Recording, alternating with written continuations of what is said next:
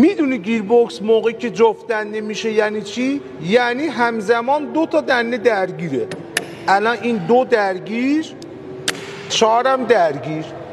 تو این وضعیت اگر تو جاده باشی که گیربکست میترکه، اما اگر تو حالت درجا باشی ماشینت راه نمیره. این یه ایراد شایع در گیربکس های جدیده. این قطعه اسمش لیور تقسیم دنده داخل گیربکس و این قسمت سلکتور انتخاب دنده است.